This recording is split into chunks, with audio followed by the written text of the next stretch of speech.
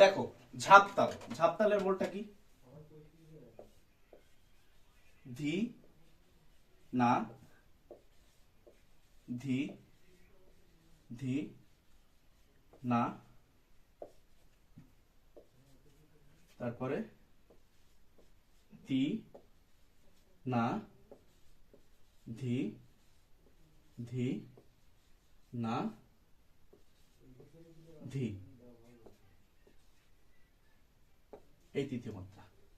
এবার দেখো 1 2 3 4 5 6 7 8 9, এই 10 মাত্রা, ওই যে 1, এই যে 1। এবার দেখো এই যে 10 মাত্রার তালটা, এটা কি মুখস্থ করার? দেখো প্রথম মাত্রায় তালি, তৃতীয় মাত্রায় তালি, ষষ্ঠ মাত্রায় খালি, আবার অষ্টম মাত্রায় তালি।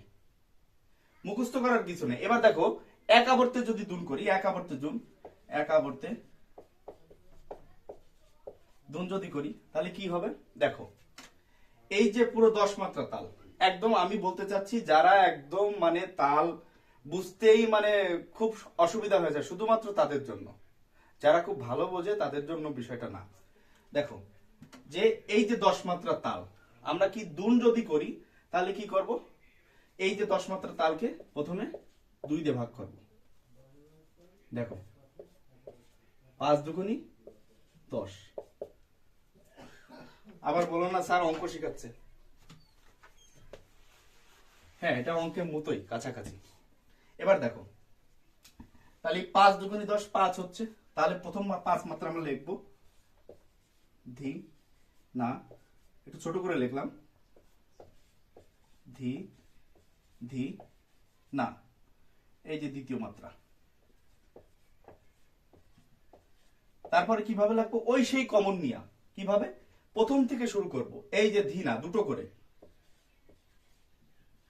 ধি না, দেখো ধি না, এই যে ষষ্ঠ মাত্রায় খালি, দেখো ধি না, তারপরে ধি ধি, দেখো ধি ধি, এই যে বিভাজন করলাম, এটা সপ্তম মাত্রা, ধি না ধি ধি, এই যে ধি না ধি ধি, তারপরে কি আছে? নাতি।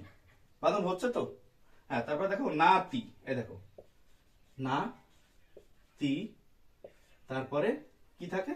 না ধি, না ধি, তারপরে দেখো ধি না,